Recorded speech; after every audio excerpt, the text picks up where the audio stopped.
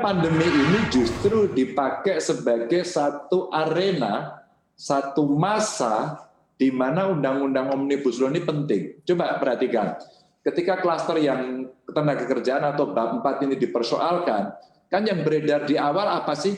Yang beredar di awal itu satu, terkait dengan PHK sepihak. Nggak ada kan? Terkait dengan cuti-cuti yang katanya tidak ada kan?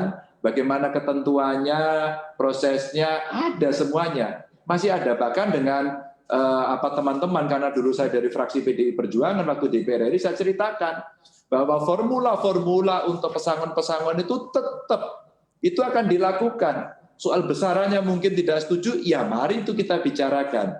Saya ingatkan kemarin pada saat demo dengan audiens yang cukup banyak dari para demonstran buruh. Hari ini saya ini mendampingi perusahaan dan kawan-kawan buruh yang lagi tidak baik kondisinya. Satu, ada PHK, dua, dirumahkan. Ada juga yang PHK-nya dilakukan, pesangonnya nggak cukup. Mas, saya kasih tahu ya di Jawa Tengah, itu hanya 95%,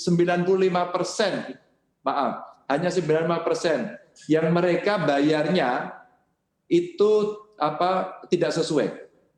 Atau kalimatnya saya balik, hanya 5%. 5% yang sesuai dengan ketentuan. Yang 95% itu tidak sesuai ketentuan. Semua di bawah. Dan kami harus menegosiasikan. Perusahaan juga udah ngomong ke saya, Pak Ganjar, kami juga sedang repot, penjualan lagi buruk. Oke deh kalau begitu, saya titip jangan di PHK. Saya titip jangan dirumahkan. Itu kita sampaikan. Saya siap menjembatani.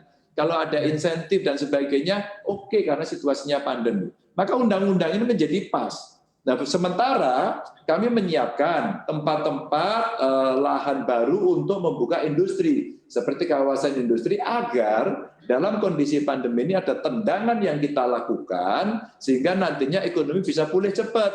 Maka sudah ada kawasan industri Kendal, kemudian kita siapkan Brebes, kita siapkan Batang. Maka kalau kemudian ini bisa menampung ya investor-investor yang baru, tenaga kerja akan masuk. Nah, yang mereka di PHK bagaimana?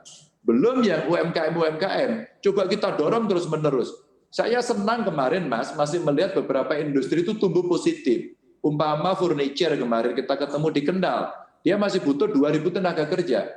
Hanya untuk bisa merajut kursi begitu, karena sekarang penjualannya meningkat tinggi. Bahkan di Skandinavia kita masih ekspor terus-menerus. Jadi ini keren perusahaannya. Yang begini saya dampingi, saya bantu. Nah, undang-undang Cipta Kerja ini pada konteks perizinan itu memangkas sekian perizinan yang panjang sekali, Mas. Menurut saya itu keren. Masa nggak setuju begitu kan? Ya, masa nggak setuju? Terus kemudian ketika UMKM harus berusaha, dia cukup dengan syarat yang sangat mudah, pemberitahuan dan seterusnya.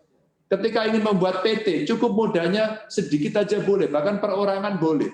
Ketika kemudian koperasi mau dibuat hanya 9 orang boleh. Loh, ini kan kemudahan, masa tidak disetujui? Nah, inilah yang kemudian kita sampaikan. Menurut saya, undang-undang ini baik. Baik banget. Tinggal memang pendampingan ke teman-teman naker, organisasi buruh diajak bicara, dijelaskan kondisi yang ini harus recover dan undang-undang ini harapannya bisa mempercepat.